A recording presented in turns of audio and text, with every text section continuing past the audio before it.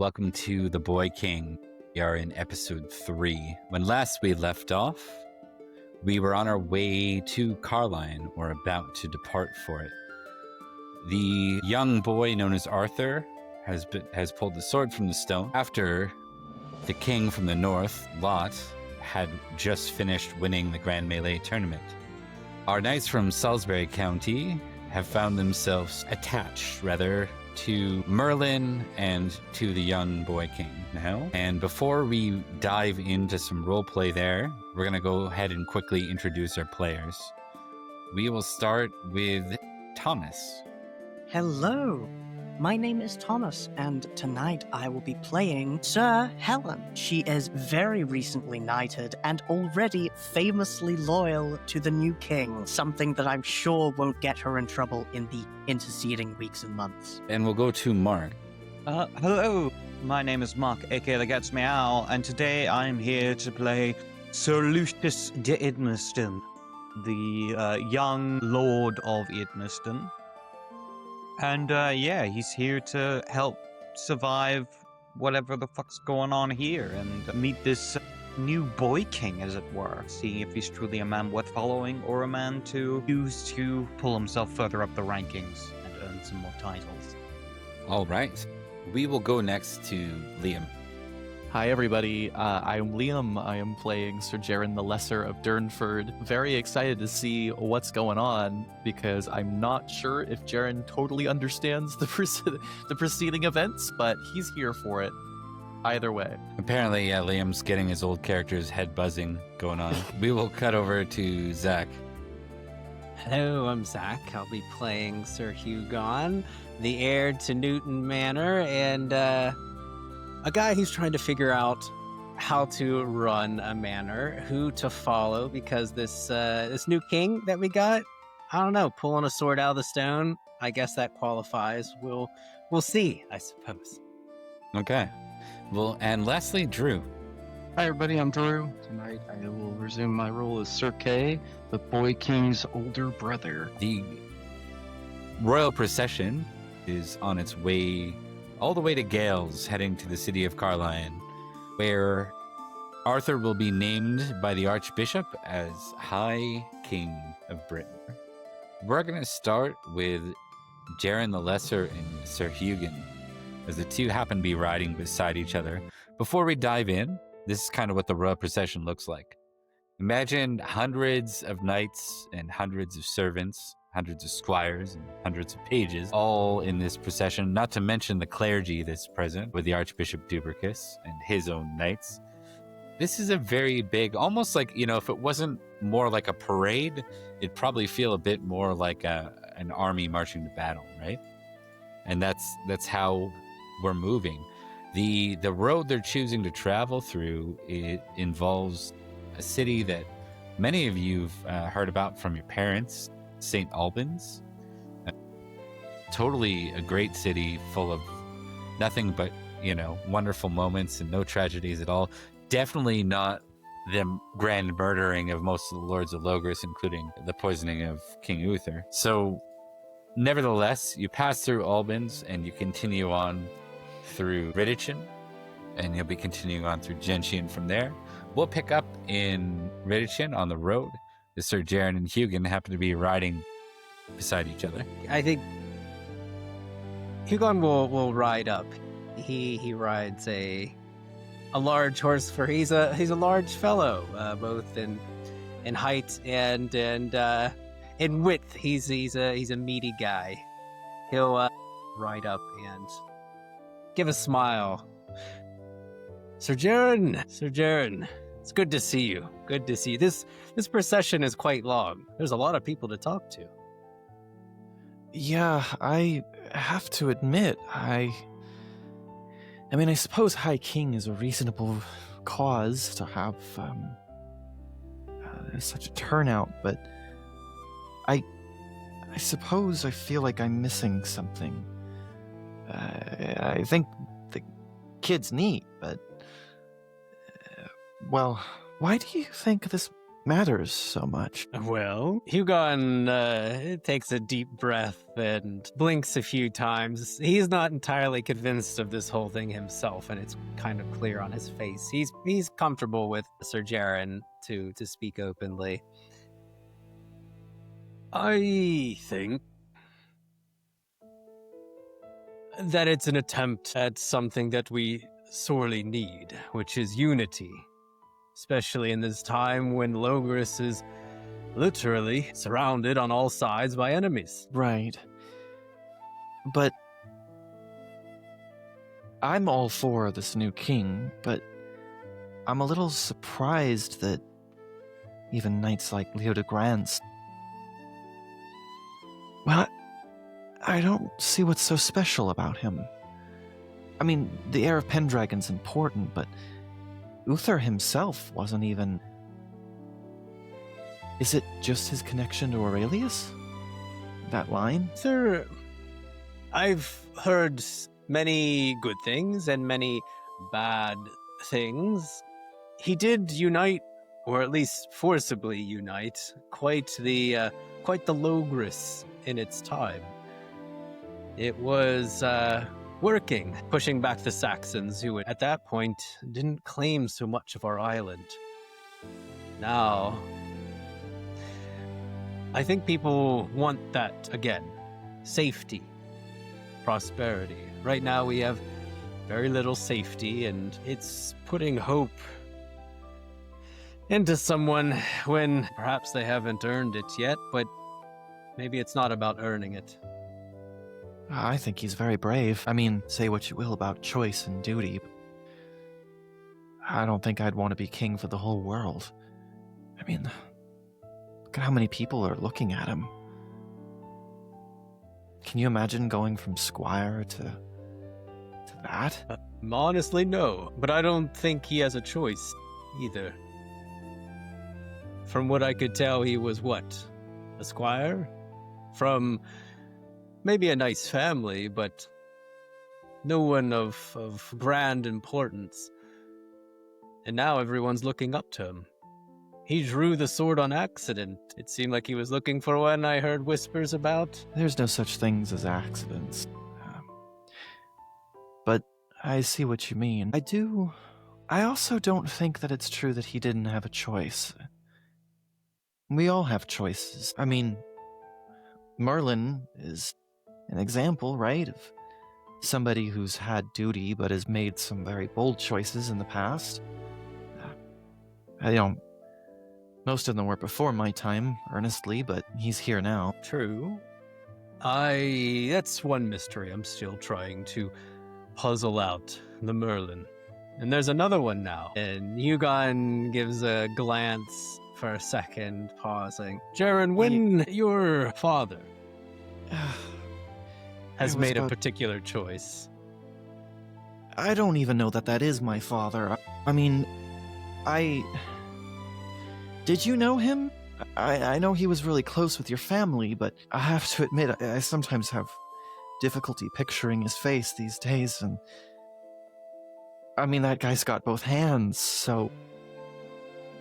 I know I've seen him when I was young, a couple times, but not really in any official capacity. I did know that he lost a hand at one point, how he returned with one. You don't think it's some kind of fey trickery? I've heard of people who steal faces or something in the woods. I think that he arrived with the Merlin, and I also think that I wasn't going to say anything about it to see if someone else would clock it, and you just brought it up without me saying anything.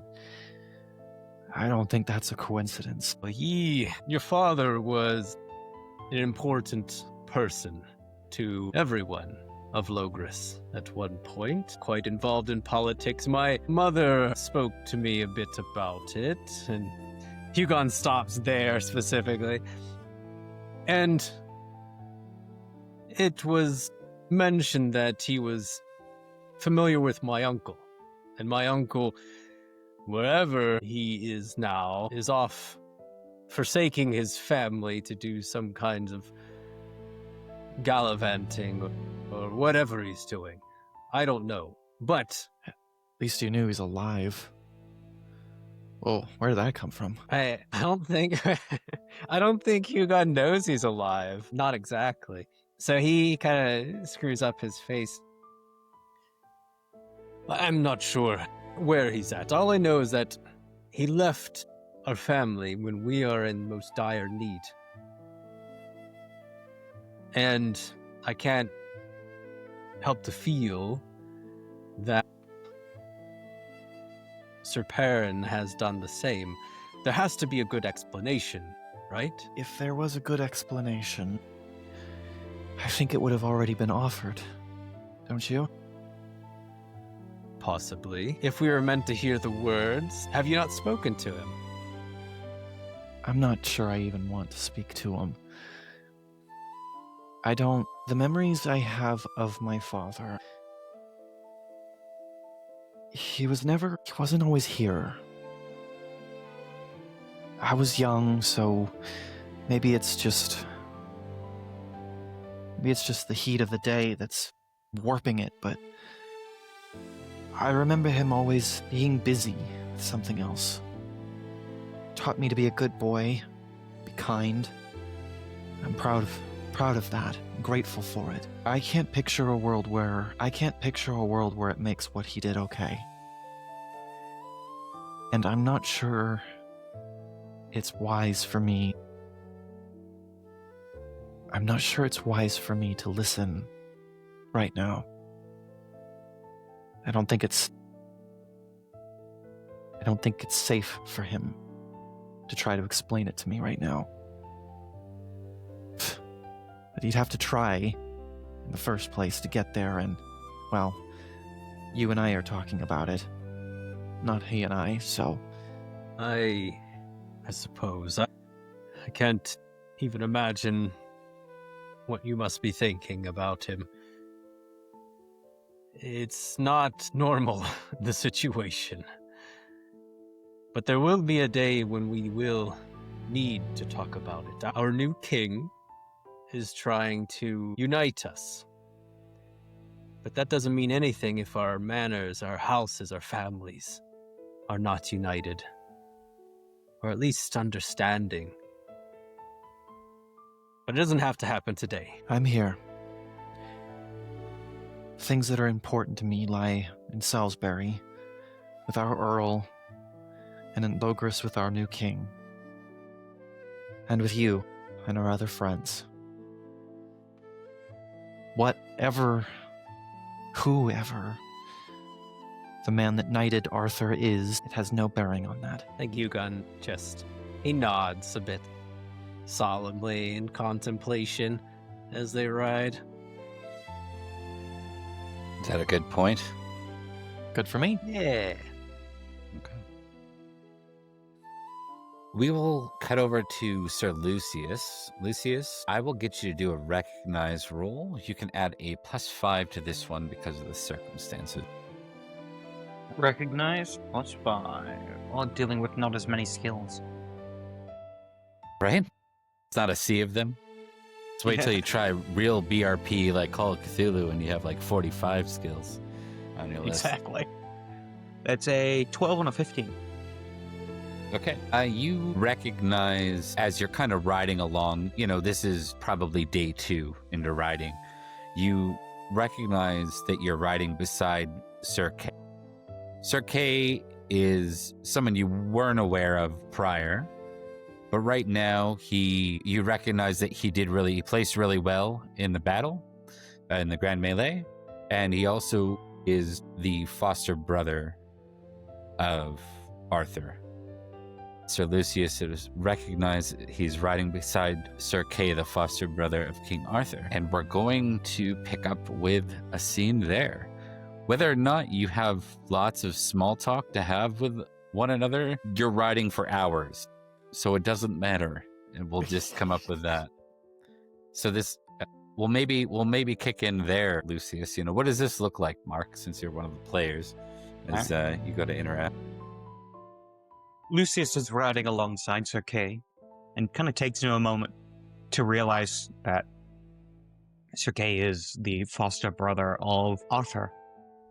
And he would just look to him and he would go, "You are Sir Kay, are you not?" Okay, looking forward, kind of turns his head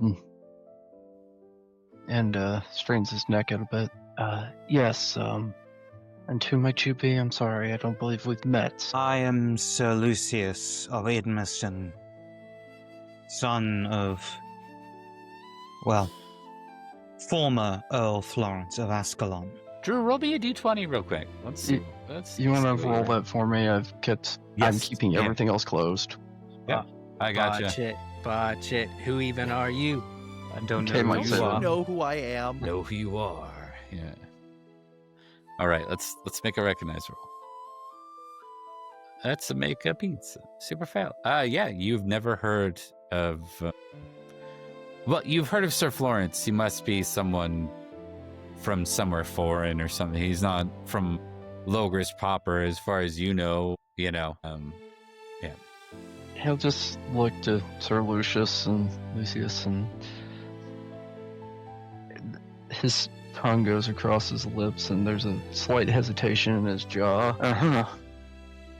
Well, pleasure to meet you, Sir Lucius. He nods. So, you are the foster brother to the king. More accurately, the king is the foster brother to me, but yes. I see. Did you know? I was aware that the boy was not raised or out of my mother's womb, if that's what you mean. Remember correctly, he was a squire, was he not? I take it he was yours. But then, what was it like squiring the future king of Britain? From the day I squired him to now, only a few days have passed and many things have changed. I didn't know he was He was about not a to become king squire of for a Britain. long time. Oh, look at him. He's young. But, Curious. to be fair, much to my disdain at times, he picks up things very quickly and is fairly skilled. That'll be important for what's to come. Better hope for shall what see. little time you had, you trained him well. Does this conversation have a point, or are you just telling me things I already know? More curiosity.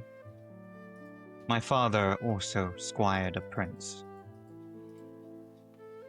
Though the prince he squired was of the north, and was aware of his royal blood. I'm just curious as to what kind of man this Arthur will be. Because right now, he is a name on everyone's blades. And it will not be long before they come seeking his spine or his heart. Again, you're telling me things I already know. But in some ways, while he lacks experience, he looks forward as if to see Arthur, though he's probably fairly out of range of vision. He may be the very best of us at this point. Not jaded,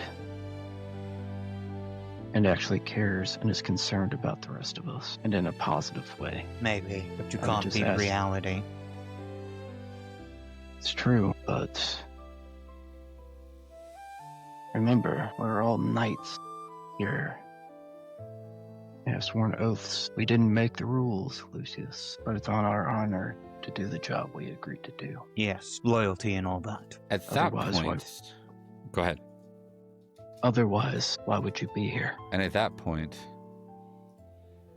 you hear a squire or rider, perhaps a young teen who's on horseback on Roundsea. He's riding through the crowd. Is there Sir Lucius to Idmiston? Yes, He rides up. I have a message from King Idris. very well. What is it the King of Cornwall seeks? He has declared the ransom for your father, 10,000 libram. I see. And then he passes the marked letter to you in case you can read, but he's here to speak it as well. He takes it. holds the letter in his hand, and then closes his fist around it. The boy notices that Lucius isn't extremely happy, and he's just smart enough to know that 10,000 librum's a lot. So he's going to politely exit before he becomes a consequence of this message. The whole don't shoot the messenger comes to mind. So You'd be surprised how often the messenger gets shot. yeah. It's a saying that gets invented in the next couple centuries. We're fine to do it now. So Kay did hear all that. I'm curious before we move away to Helen if there's any sort of, if Kay will speak up about that or change the subject or just stay silent. I think Kay would look at Sir Lucius, his eyes narrowing for a minute as the young rider rides off. And then he just simply nods and turns his face forward and continues on the ride, speaking no further. But you catch, as the camera would be panning away, the bit of a smirk on his face. Yes. Can I add something? Yeah, go ahead. Seeing the smirky go, is something funny, Sir Kay? Well, that was a squire that came up doing his lord's bidding. It's not his fault, much like it's not Arthur's fault. I see. How humorous. Maybe they should make you the king's new jester. Begins to ride off forward. Got him. I'm going to roll something for you, my friend. I am rolling Vengeful with Sir Kay's personal sleights of +2. Oh, it failed. Oh, somehow. Interesting. We'll Lucy's just a kid. Right?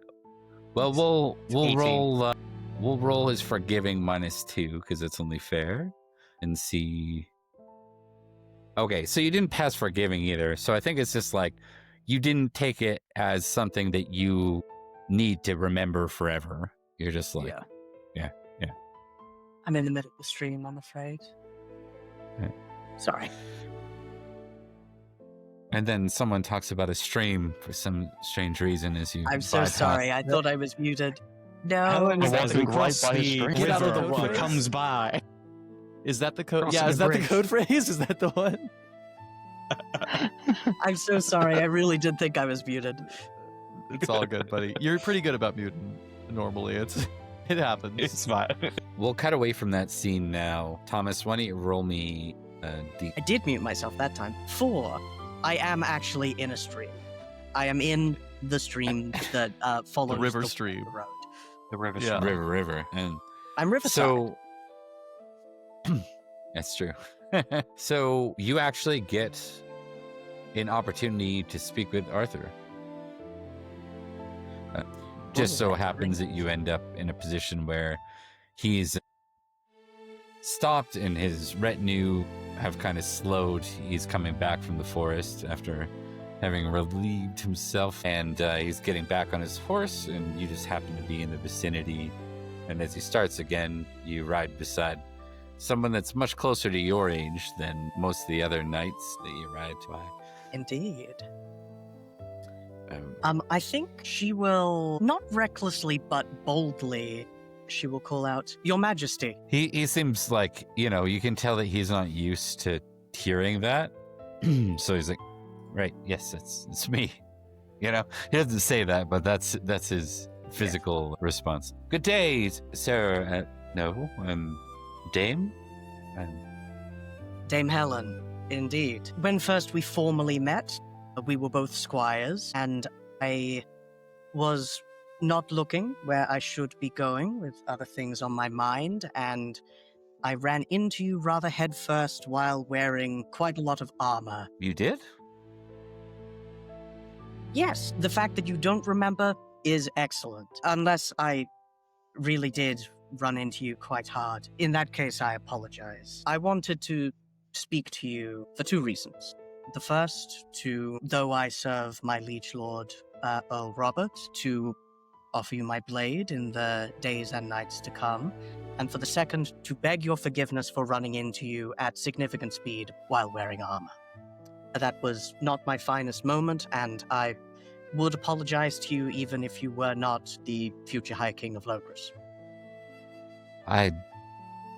You have to forgive me, I don't truly remember that encounter, but if it was when I was looking for Kay's blade, I was pretty focused. Yes, I was in much the same boat. In any rate, the other part, Robert, this is the boy from, well, not boy, but the young knight from Silchester. Salisbury, Your Grace. I fumbled, by the way, unrecognized, so I'm just playing that out. Totally fine, yes. I think her intrigue is kicking in and going, oh. Yeah, well, what was your question again, Dame Helen? Less a question and more an expression of my loyalty. These times have been strange. I have been a squire for much of it and a child before that, because that is the way that time works. But the days of anarchy of my father and that I grew up in, that you grew up in as well, were terrible. I am glad that these lands have a king that many people, if not everyone, can agree on. And I apologize if I am putting more pressure on an already burdened back, but you represent a great deal of hope. Something that I admit I expected to have to make myself with bloodied hands and blade. I appreciate your words. If I'm true with you, I've had a lot of knights swear their oath to me in the last day, and I'm still adjusting to this idea. I was but a squire yesterday, with no knowledge of any of this. I know what I'm here for, and I know what it means to be king. Merlin is teaching me. And at that, you kind of see Merlin ride up on a palfrey, not a round sea, and he's side saddled on it, as you read. He looks to you. Dame Helen, yes. This is the daughter of one of the knights that helped fetch the sword for your father out of the lake. And Arthur almost looks to, like, Hector, who's ahead, thinking when he hears father, that's still what he thinks of. So he looks to Hector and he's like, and then he realizes what is actually going on here. He looks back to Helen. Ah, yes. I heard about Uther and his sword, Excalibur. Yes, I believe that's the case. I have heard the story many a time, but my father rarely told them. He did speak of his dealings with you, Grand Druid. Did he now? And what did he have to say? He was very complimentary of your mind. She is very much keeping down that withered old mage. And like days of frustration about magic. She is being diplomatic. Yeah. He doesn't seem to mind, but he does smirk, suggesting he understands exactly how most people feel about him. Indeed. Your father is a true knight, a good knight, Dame Helen, even if he has trouble positioning himself the way one might need to in a battlefield as a role such as marshal. He does prefer to lead from the front. He told me that he was uncomfortable putting men into risk that he was unwilling to take. And it has, in many cases, led to him not returning home for winter. But there are worse things to be than brave and wounded. Arthur will speak up to that and say, indeed. I don't think any lord should ask anything of their subjects that they are not willing to go through as well. Helen will smile at that. Merlin has that teacher look on his face, like, you know, like maybe he's proud of that, but he didn't say anything. And I think with that, Thomas, if you have nothing else, we'll cut away from the scene. Yeah, sounds good. A casual conversation with the future liege lord. I'm gonna get that round table seat, mark my words. I'll kill you. It's mine. This is how Knights of the Round Table behave, right? Until we get to the Knights of the Round Table, until we get to the Round Table, we can fight each other all the time. It's a battle royale for the seat. After a few days' ride across Logris and into Gales, or Wales as we know it, you cross the river. You find yourselves in unknown lands that none of you have ever been to in your lives. Except for Kay, of course. Nevertheless, following the road further west, you reach the Roman Civitas, known as Carline. Carline still has a lot more of a vintage feel to it. And because of Nanteliad's great wealth going into it over the course of the last decade or so, it is a sight to behold. It is indeed a great city, one of the few that exist here in Britain at this time. And before you even reach the walls, you see the great cathedral inside of it. We move, the procession of King Arthur moves into the city walls proper. And it's at this point that Arthur is coronated. They name him High King. The Archbishop Dubricus does so. This is similar to the procession that took place in London, naming him King of Logris, but its significance is far greater, for there's not been a High King in these lands since the days of his uncle Aurelius Ambrosius. 20 years now. 30 years now, actually. If all is true and all honor this claim to the High King, it would mean for the first time in a very long time a potential peace among the Cimbri and an opportunity to turn the attention towards the invaders in the Saxons and the Irish and the Picts and all others from foreign lands who threaten these realms. Procession is followed immediately, the ceremony is followed immediately by a celebration, by way of a great feast. And with that, we're going to undertake our first attempts at the new cards. We're going to do this very slim and light, y'all. We're not going to do the usual or the future mechanics because we are pressed for time and I want to get through a sure amount of this. All of you are going to be faced with one card that you have to address and deal with. And after that, in the next round, you'll each get an opportunity to roleplay with a PC or an NPC of your choice. Once we get through that, we'll proceed on from there.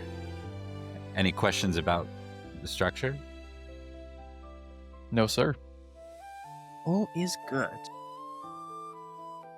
All right. I am going to go ahead and get us into some feast vibes here. The medieval banquet. All right. This is a great feast. One you have not seen of this size ever. They are serving swan neck pudding, fruit and salmon pie, and custard and bone marrow pie. Those are the 3 courses. Oh, yeah. We do not have the full card set available for view. You will be able to see them in the future. But we are going to roll, and we're going to see what people come up with. Let me quickly pull up that table, and I'm going to get people to make their rolls one at a time as we go through the rounds. Still trying to puzzle out what swan neck pudding looks like. Well, you take a swan and you wring its neck until it's a goo, and then you're done. You did it. Okay. I'll be entirely Basically, honest. it looks like every other pudding. But this one is made from a beautiful animal. One neck pudding does sound better than fruit and salmon pie and custard and bone marrow pie. Well, is it fruit Well- pies and salmon pies, or is it the combination in one pie? It's a combination in one pie, and it's not terrible. I mean, I believe you that it's not terrible. You got to consider what fruit you're putting in it. You're obviously not going to put like melon in it because that would be horrendous and disgusting. But they're drying a lot of fruit at this point in time too, and so when you're doing fish pies, they actually added a lot of citrus and dried berries and fruit to pies like that. Because I'm a All right. nerd. I can see that, Mr. SCA. You've redeemed one of these horrible, horrible looking meals. Well, not only Mr. SCA, but Mr. Chef and Mr. SCA, you know. Indeed. Dual talents. Mr. Chef CA. Yeah, that's right. Wait, we've done it. We've solved it. Indeed. All right. We're going to go in order of the cameras. So we're going to start with Dame Helen. Dame Helen or Thomas, I need a roll of... This is a weird number, but this is how we're going to go. And if anyone needs help, I'll roll it for them. A D81. 1D81. I see. 4. Okay, well that's nice and easy. Now the crowd won't be able to see this, so y'all will have to read it as I drag it out for you. But here we go. It's uploading now. Let me know if you need it bigger, or if you can see that, Thomas. I can see it. I've zoomed in. A helping hand.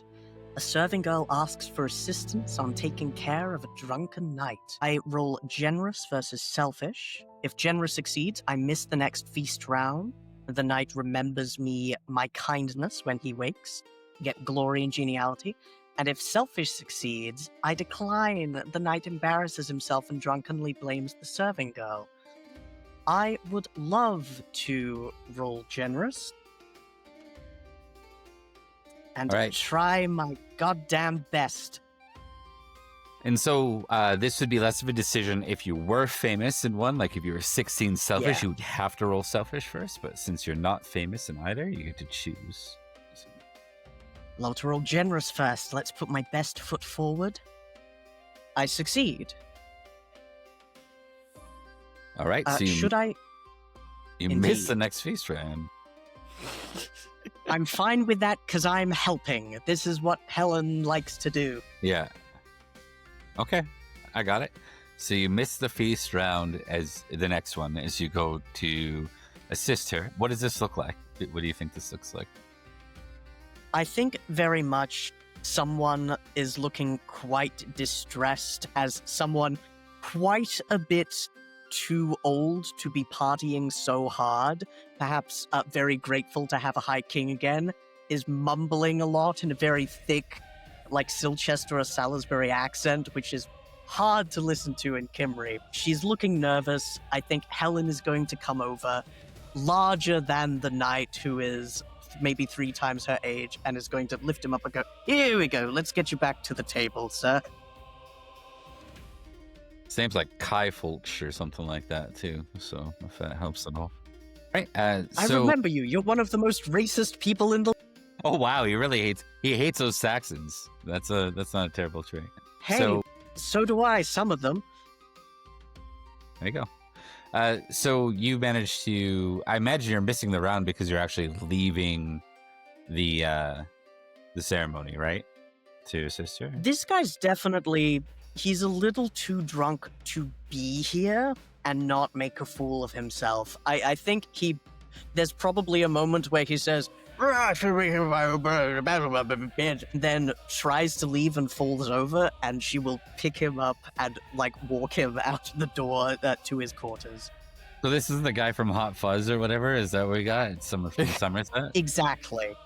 He's the guy from Hot Fuzz, and I'm Sergeant Butterman, who can translate it to more rural Kimry. Okay. I'll accept it. All right, so +2 geniality and 5 glory, and we'll look at the geniality rules after the game. I'll just quickly flip through them to see how those translate, because they're in the Game Semester Handbook. I gotta get that transferred over. Okay, so that is your action for the round. Remind me on your turn, you'll have a different event as a result of leaving the feast for that moment. Okay. We go to Lucius next. Lucius, if I can get a roll of a D80 for you. D80. 80. I'm going to have to Oh, yeah. look at my dice bag for this. 54. Boy. Okay, drink. you can go ahead and read it. All right, more drink. All player knights, test indulgence. Another jug of ale is brought out. Refer to the intoxication rules to resolve the outcome of each indulgence roll. Let's get drunk. All Guess right. who's not getting turned, suckers? All right. Let me. Wait, that's a good. And test. I guess. Yeah, I think so. You're stone cold silver. Oh, that is strange for Hugon. Indeed. We'll A have new to- experience. We'll have to visit Y in a minute, I think. All right. And Liam. All right. Let's see here. Why is it not? Come on. There we go. Had to reload the page, but all right, I'm good. Okay. No one's drinking. What is it with you guys? I will roll for K. Let's see. I'm not a big drinker. What can I Is Kay say? actually attending the feast and not being the seneschal? You're here as part of the feast, yeah, and you would be Okay. expected to participate. So, let's see how this For goes. the vibes. Indulgent. So you did succeed, but it didn't crit, so that's probably not so bad. You're just gonna be. You're feeling good, Kay. You're feeling good for this. Yeah, yeah. feast. Okay. Be the last one he ever gets to attend. Worst job ever. All right. That was a pretty basic card, but those happen sometimes. We go to Jaren now. Jaren's turn. A D79 for you. Oh, my favorite kind of dice. 79 1D, is my favorite 79. number. 40. There we go. Insult to a serving girl. Go ahead and read it. All right. A knight slaps a serving girl. You see others turn away in embarrassment. Just success, you intervene. Your cup and trencher now runneth over. You gain +5 to your indulgence until the end of the feast, +2 to geniality. Arbitrary, you ignore it and turn away, and I check indulgent. Now, you get to one you get to decide because if you're not famous. I am famous. One of the few things that my father left me was his sense of justice. I have a 16 in just. Right. Well, we know what you're going to try to do first, so go ahead and give it a roll. That's a success. Okay. You intervene. Whoa. So what does this look like? How does your intervention look like? I think like a sixth sense, Jaren's like the hairs on the back of his neck stand just in that moment of tension before the slap connects. He wasn't even totally paying attention. And when it happens, he turns over and he immediately stands up and makes his way over and goes, "Excuse me, Sir Knight. I'm sorry to say that your behavior is unbecoming of one of your station. If an error was made, I'm sure the young lady would be happy to correct it. Such force is an insult to her as it is to the court and to our new king. Set a good example. Please." Okay. And I think you might get his ire a bit. We'll just give him a name just in case it ever comes up. Totally won't, though. Anwar of Carline. But I think in addition to that, your words are backed. Like, basically, there's a whole bunch of knights that are browbeating this guy. Like, we got a new king. Don't fuck this up. You know, that's the vibe right now. They're all standing behind me. Yeah. Unrelated to me, but I'm not registering that. Yeah. The whole don't mess with the house. The house always wins, right? So he will begrudgingly back down. You get +2 geniality, so make a record of that, and we'll see what that means in the new rules very shortly. So I'm recording it. Awesome. We go to Hugon next. All right. Yeah. 11. All right. All you can eat. Well, that's why he's not drinking. It's because he's eating everything. Go ahead and read it for us. All right, this is going to be an opposed indulgent. A voracious knight challenges you to see who can eat the most. Determine the opponent's indulgent if unknown. Roll 1d6 plus 13. If we tie, you have met your match, no further result. If I win, I gain 5 glory. If you surpass a multiple of 1,000 glory in the next winter phase, you may increase your size by 1. If they win, I depart the feast with a bellyache. I don't know. Yeah, with And bellyache. shame. Yeah, shame. Mainly shame. This is a great one for you, though. The question I have is, Lucius technically had a pretty boring card and failed his indulgence. Is he also too busy eating, and that's why? Is this a player versus player eat off here? Is that? I don't want anybody to leave the feast. Because one of us would have to, unless we tied. Okay. That's fair. We'll come back to Mark briefly in a minute. I'm going to do that D6 plus 13. Well, he rolled a 1, so that's good. So he is only... he only has an indulgent of 14. I only have an indulgent, surprisingly, of 7, even though he does like to eat. Can I gotta get a passion involved. I gotta beat this guy. It's too much at stake here. Too much. I think There's too like much on the- stake. There's There's too much a lot stake at at stake. Like on the battlefield, he has to defend his family's honor. Can I, in this battle of food, can I use loyalty or love family? Or would that be more hospitality? No. This would be hospitality. This would be Hospitality.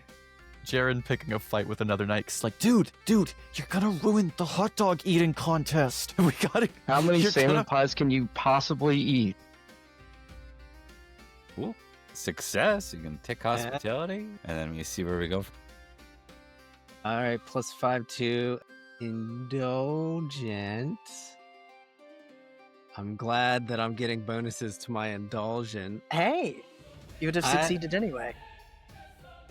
Not true. Oh, you guys tied. No way. No. That's one of the Yeah. op- that's one of the options on the card. No, tied. So you've met your Both match. of them? There's no further results. It's just like you and this guy go plate after plate after plate, and you both gas out at the same time. Probably literally. to a standstill. They're sweating, holding their bellies. Guess they bit off more than they could No. eat at the time. Well, who is this knight? This should be a person. Nemesis. You want a random? I have a new nemesis in the feasts. We will feast once again one night, and our feast shall be glorious. Sir Ian of neighboring region. Well, the only neighboring region is the Midlands of Logris, so let's see where that goes. I haven't been recording these guys' names. I am recording Ian's. As Sir- is proper for this grand battle. Ooh, he's a pagan from the Coritani, and I don't remember exactly where. Oh, Lambor. So it's literally like you guys, if you, rather than crossing the river, if you just went slightly north, that's where Lambor is. Not a place you guys spent a lot of time with any of your knights in previous eras. So, but nevertheless, he nods to you. The meat sweats are getting to him at this point, and Yeah, I think we go back to we shake hands, and we go back to our corners, and our coaches, our food coaches are like patting off the sweat with a towel, and I don't think we can make another bell for this one. We're gonna have to pick it up later. all right, sounds good. So I'm curious for Lucius, since it was your card and you didn't drink. We're going to zoom back in on you now, Mark, and we're going to try and understand exactly why did Lucius opt not to drink, not to get drunk? Like, where is he at right now with everything? As the camera zooms back in on you. I think Lucius is deep in thought, mostly trying to figure out how the hell he's going to get his father back, because he's certainly not paying that large of a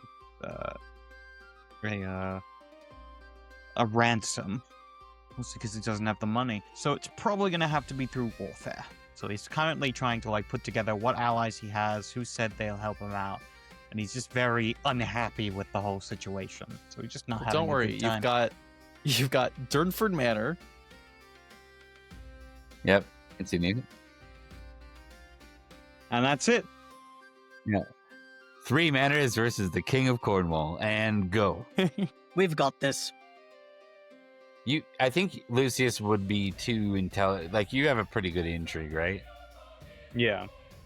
I think he would be too wise to know that that wasn't meant to be a real ransom. That's more like, when someone gets 5 lifetimes in prison, they're not really expecting the person to get out. Yeah. It's not expected to be paid. So, clearly he's setting you up with impossible odds. So are you kind of, not to use the word melancholy because that's its own vibe here. How do you feel about your father? Frustrated. Yeah. Like he's frustrated his father has put him in this position by being stupid. Yeah, and that's how he feels, right? Yeah. Okay. I think he considers beseeching the king to help him get his father released, but he's thinking it over because this, Arthur's only been newly crowned and anointed. Yep. Makes sense. It's probably not, the best time for such conversations, so that's a fair statement. Yeah. With this, we're going to focus in on Lucius first. What role play? Is there anyone you would like to role play with, either player, character, or NPC? Was that to me? Nope, that's to Mark. Lucius. Yeah, okay. Yeah, I think I will pick Sir Jaren. That's me. Yo. Yeah, so you probably you're catching while you're in your melancholy. I think maybe the thing with the serving girl happens kind of close to you, and right after it's over, Jared kind of sits on the table next to you and goes, "I think I might have just earned myself a duel." Oh. Like father, like son, I suppose. Did my father get in many duels? I don't know. I feel like it's common enough, at least for our parents' age. Look, I wouldn't want to disturb your... I respect the place that you're in, Lucius, But this is a party, and there's nothing you can do from this table, not yet. And one day won't make a difference. So, maybe today, you drink to making allies and making friends. Tomorrow, we can figure out what comes next. Right, tomorrow. It's always tomorrow. Never today. Well, I wouldn't say that. After all, we got a king today. We got a boy today. I don't know. Yet to see if he'll truly make himself out to be a true king. I don't know. I was at the ceremony and everything. Remember, there was a whole thing. Look. Crown does not make a king. No. In the same way a sword does not make a knight. Crown They are does integral, make a but they're king. not. The crown does make the king, but it doesn't make the man. Time will tell, but I've got a good feeling about this kid. I mean, well, I wouldn't presume to talk about my troubles when you're dealing with a world on your shoulders, but I will say... Please. I could use someone else's troubles to put my mind off mine. Sir Hugon noticed something about the night that knighted Arthur, just before we left. Yes, Sir something or other. It's up with a P. Father's name started with a P. Wait. You don't think... I know I said you two look similar, but... I think that That's ridiculous, surely. Hugin placed him. And I was thinking it before Hugin said anything. It's not possible, and yet there are whispers. And if it's true, I don't know what to do. Take it you haven't spoken to him then. God, no, of course not. Are you kidding me? What am I supposed to say? Am I supposed to walk up to him and demand answers? That only goes well if he's willing to give them.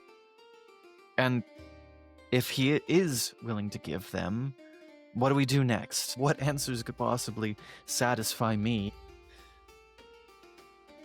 No, I told Hugin that I felt that if there were answers worth giving, and he would have given them already. So, as far as I'm concerned, until I have to deal with it, until tomorrow, my father's still gone, and yours is still in trouble. So, that's where my focus lies. Maybe we can find some other knights to talk about this with, because I'm suddenly feeling like I want to talk about think about the situation with your father, and that feels hypocritical given the advice I just gave you. Well, if you truly want to feel like you can make yourself useful, it might do well for us to talk. I don't know how much use it will do spreading the situation. I'm sure there's plenty who would see joy in the fact that my father is locked up. I can't imagine who. I mean, he's a knight of the sword. He looks over at Robert. Blink, blink. We cut away at that point. Is that good? I don't want to cut you guys Yeah, off. good for me. I'm going to suggest that we have Sir Hugin encounter Sir Kay, as Sir Kay's mostly just scrutinizing all these knights, especially the young ones that are sworn an oath to his foster brother. And with that, what does this look like for Hugin? You just finished your eating scenario. Yeah, Sir Hugin is supporting a stomach with one hand, I think, at this point. Though he's quite happy despite it all. He doesn't have any room for beer, which makes him sad. But he's making the rounds around the hall to try to work off some of the food he's just eaten, and that's probably when he comes across Kay, who may be watching like a hawk some of the knights, and saddling up beside him would be Sir Hugin. Kay just looked around, making eyes at each knight, figuring each one out. He sees Hugin coming up with a belly in hand, and he tilts his head to the side and gives a nod. You fought well in the tournaments. Yes, I didn't think I would get past that large pie of salmon, but it went well. It went well. Not exactly what I meant. Oh, right.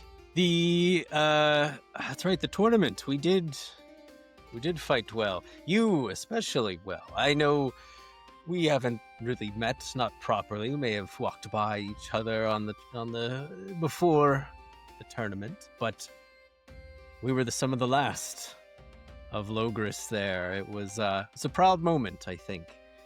Even if we did end up losing, I suppose, but it seems like a different world at this point. Everything passed by so quickly after King Arthur. You're not wrong. You should see things from my vision. But nonetheless, you have my respect. Can expect that you will, should it need to be done, support and defend the king the same way you fought in that tournament. I will. I am not one to lie, however. There are many concerns that I have.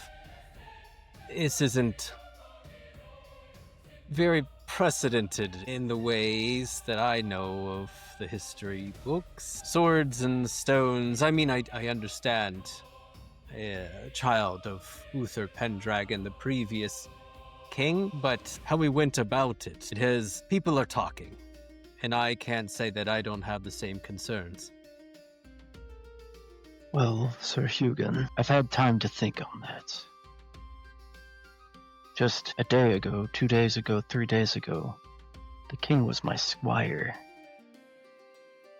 And we both fought in that tournament. And while I don't know this, I'm almost certain you may have gone by the sword and tried to take it from the stone at one point. Of course. Most of the knights here did the same. So why did it matter when you all were doing it, and all of a sudden it doesn't matter when he succeeds? It's a good question. However, anything that Merlin is involved in is always questionable. Tell me about it. Tell me something I don't know. Hugon chuckles. Yes, well, let's just say I wasn't surprised to be seeing Merlin appear out of nowhere after such a momentous occasion. Nods a bit and looks to Sir Hugon. Well, one more question for you. And again, I don't mean any offense by this, but if we had known he existed, a rightful heir, if we had all known he existed, it would not change his age, and he would still be the rightful ruler. He would? Yes, the rightful ruler. At least, as far as the bloodlines go. I think a lot of people are looking for more. They see hope in this unity, in this rightful ruler, but we have had rightful rulers in the past, and they have worked not well. For a time, perhaps, but in the end, we saw how Uther Pendragon fell, or at least I saw bits and pieces, and my parents told me the rest. Do you know why sword is important to a knight, Sir Hugon? He raises an eyebrow. Hugon's not great for cryptic mysteries or anything like that. I believe knights are trained from a young age to use the sword to both attack and defend. You are correct, but there's a third reason. One side of the sword is to defend crown and country and family. The other side of the sword is to cut to the truth of the matter. All I would ask is, if he is not ready to be king, which I don't believe he is, it's on us, all of us that swear fealty, to defend him and our land, which is more important. Fealty is not just on the battlefield. If we think he needs to be a better man, then it's on us to make sure he turns into that man, or we're not worthy of being knight. Hugon nods slowly. I hope we can advise, especially if he is not ready to rule as he should. I mean, he is young. It's ridiculous to expect everything out of him right at the start. But there are our elders, our own parents or grandparents, the many who play the games of politics. I've grown up around them. We will only have so much input, those of us who are younger. Hopefully in time we can have more, but we still have those who have been around longer who will have the final say. Our king has the final say, of course, and he kind of gives a wry smile. We know how courts work in reality. That we both know is true. However, who's he likely listen to? The politicians or the young man that he asked to be his seneschal? You see that king heading in a direction you do not feel is fair or just. If he will not listen to you, come talk to me. I will not take it easy on him. He's going to earn every bit of that crown, but we have to give him the chance to do so. Fair enough, Sir K. We have much work to do. everyone. Arms crossed and he nods. Is that a Good good character. cut? Yeah. Okay.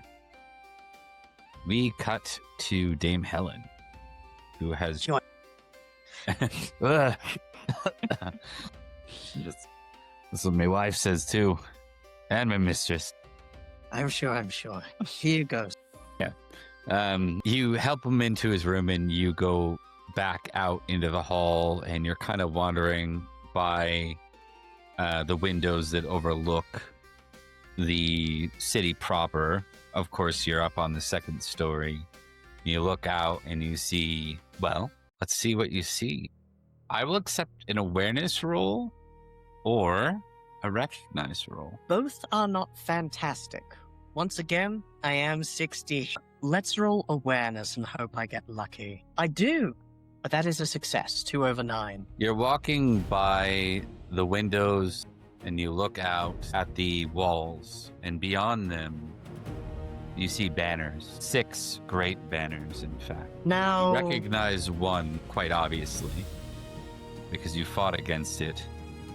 No, you fought against many of these in the Grand Melee. You see the it's banners. lost, isn't it? It is. Oh, I An hate army that is guy. amassed outside Carline. Yeah. There are 2 thoughts in Helen's mind. One, if it were anyone else other than Lot, she'd be like, great, a number of lords have come to perhaps swear fealty. Now You know- she's thinking, it banned. You she's hear going a click beside you, and you kind of, where did he come? Batman style, you know? You see Merlin. He looks out the window alongside you. Lord Merlin, I don't need to be a wizard to know that things are going to get bad. Indeed. Do you think they're here to treat the king? If it were anyone but Lot, I would say perhaps. But I saw the venom in his eyes when he drew the sword from the stone. Lot thinks that this is his right, and he will fight to reclaim that. What's your opinion, Someone- small child? He'll say quite simply, then someone should alert the king to a new arrival. Someone will. I will do that. Make what preparations you can as well. And she will. All of you see Dame Helen. How nonchalantly is Helen trying to be here? Like, time is of the essence. She's not bull rushing sprinting. It's definitely a mix between a panicked power walk and a determined jog. There is nothing but steely determination on her face, but she is making her way quickly. And you will be intercepted by King, Sir Kay as you make your way to the king. What can I do for you? Seneschal Kay, when I was walking the battlements, spotted 6 great armies under the banners of King Lot, amassing near the gates. I fear battle is approaching, and I would warn the king. Come with me.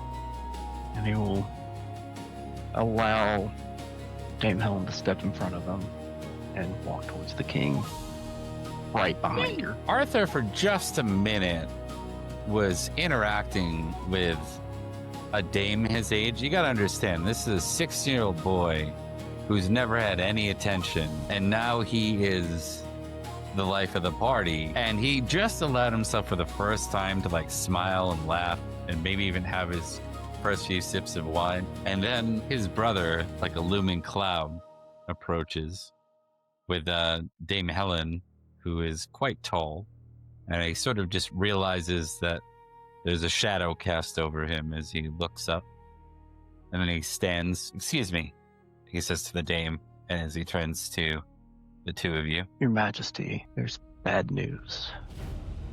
He turns towards Dame Helen. While I was walking the battlements, I spotted armies amassing near the gates. 6 banners under the banner of King Lot. I believe the Northern Lords are here to besiege and attack. Well, perhaps not. Okay, is it possible they're just here to treat with us? Perhaps they've come to their senses. It is highly unlikely, Your Majesty. However, either way, with the banners out front, we should be prepared. Not to speak out of turn, and I do hope they come with peaceful intentions in mind. They do not, Your Grace.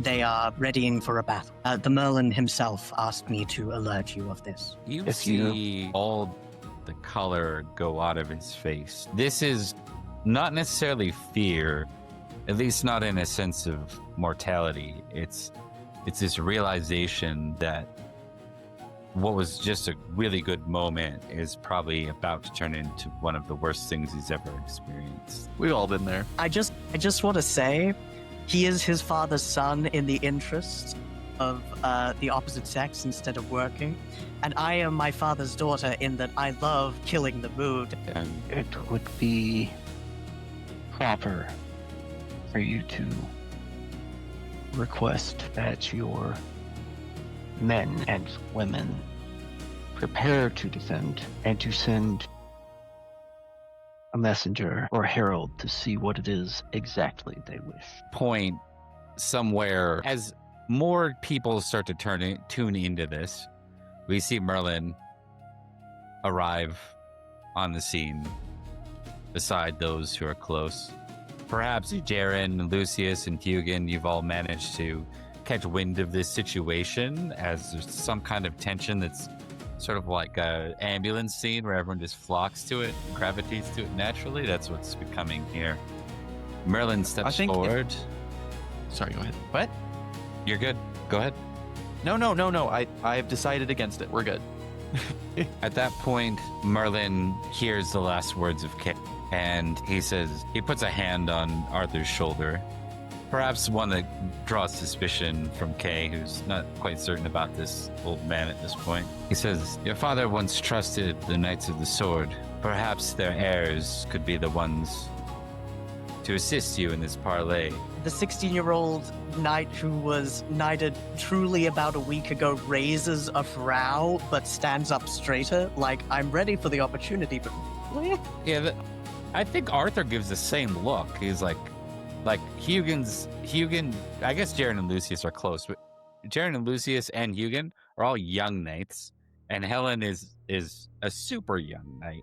So there's a look but there's a trusting look too, like he nods to Merlin despite that doubt. My king, Hugin, steps forward, still a hand on his gut, but trying to suck it in a little bit. We are in top form. The veteran knights can prepare the rest of the troop. We'd happily serve as the envoys. Jaren steps forward, and his voice cracks a little bit. He goes, "House Durnford serves the king." With that, Lucius would bow slightly and would say, "I serve as my father did before me." I will do as the king commands. Helen, did you vote? What did you say to him? I think, as that shouted whisper happens, she was standing, ramrod straight, at attention, but she turns and, cutting motion towards the neck, points towards the king and the Merlin right there. Arthur seems to be in thought for a moment, but you see him sort of steel his resolve a little bit, and he says, "We have our messengers, but I'd said before," he looks to, I think it was Helen, right? Yeah, he looks to Helen. "I would ask no thing from my vassals that I would not do myself. Sir Kay, Sorry. ready my armor. You and I will be going with the Knights of the Sword, or their heirs," he says. Yes, your majesty.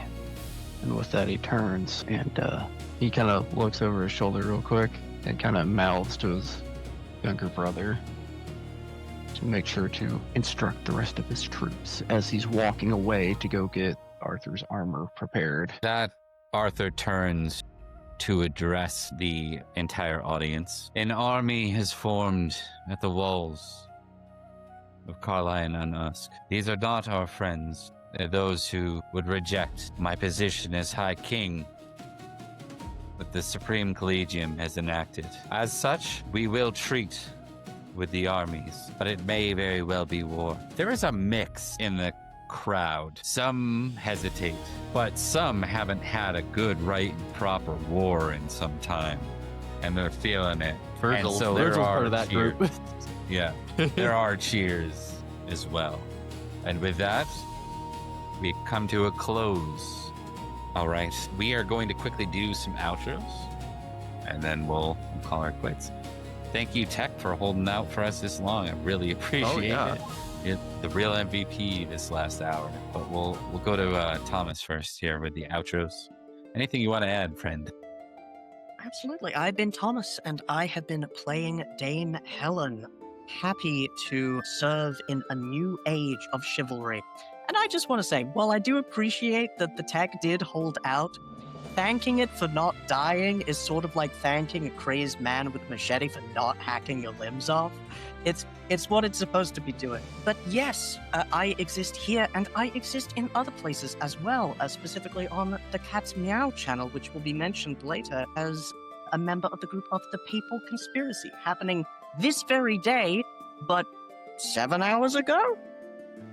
More or less? Yes, it has been a delight. Thank you very much for staying with us despite the technical issues, and thank you all to my fellow players for playing and for the ST. Awesome.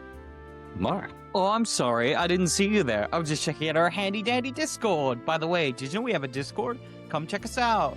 Lots of fun things on there, such as shitposts and memes, as well as notifications on whenever we go live, as well as new projects we are always working on. For example, hi, my name is Mark, aka The Cat's Meow, and you can find me over at The Cat's Meow Show, where I am running a number of World of Darkness-focused games. You can see me on Monday, or on Sundays, today, running Papal Conspiracy before this game. And you can find me on Thursdays running Orphaned Blood, my story, a bunch of vampire caitiff trying to survive what is the horrific politics of vampire society. You can also find me in a number of other channels. I'm also on Majima Rowan stream running their Bloodlines of Despair game, which should be happening this Friday, I believe. If you want to know more notifications on whenever that happens, give us a follow over on the Cat's Meow. Also follow here, of course. Also, as I said, join the Discord. You get notifications on all the new projects we're working on, as well as new things that have always been released. Thank you for joining. I've been Mark, aka playing Sir Lucius, and we're here to rock out till King Arthur becomes High King. So yeah. It's not what I thought you were going to say, but that's fair. With our Liam. swords out. Well, once he said King Arthur, I'm like, where are we going with this? Liam. Hi, everybody. Liam. I played Sir Jaron of Durnford, who's going through some stuff here, but very excited to be sent on this suicide mission by an old man who I don't know who he is. Yeah, I'm very excited for Boy King. I'm very happy to be here, and I'm looking forward to more. That's all. I'll keep it brief. Zack. Hey, I'm Zack. Got to play Sir Hugon of Newton Manor. Found out that you can have feast nemesis spawn out there for you whenever you go on and try to beat them in eating contests. So I will fight another day. Also, I love that we got volunteered by Merlin. I think we need bouncers specifically focused on Merlin to keep him out of civil gatherings. And I really look forward to our new king soloing this army with his cool sword that he got. It'll be really fun to watch. So I'm looking forward to it. Especially once we find the Adventurer's Shield. This is Dynasty Warriors, King Arthur, if you didn't know. Adventurer's Shield. That's good. I like that. We go to Drew. I'm Drew. This evening I've been playing Sir Kay. You can see me also in the aforementioned Papal Conspiracy over on the Cat's Meows channel. I am also part of the Society for Creative Anachronism. What is that you say? Well, do you think knights in armor are cool? I do. So I do historical recreation. If you are interested, we probably have a group in your area. We have them all over the world, and I'm their newcomer person. So if you go to s.org, there's plenty of information there. And if you go to the Shadowlane link, you can send me an email and ask for more information. Thank you. Awesome. Did I just throw a link in there for people? Well, that worked. Is that our... Wait, what? I was just about to do it. Yeah, I appreciate it. Thanks, Drew. Drew is also kindly helping us out with Sir Kay so we can kind of get a little bit better sense of who Arthur is, but also who Kay is, because Kay is a pretty important figure in the Arthurian lore. It's been working out Great. So I'm Bob. I run the channel. We do a whole bunch of dramatic actual plays. We are primarily a Pendragon stream at this point.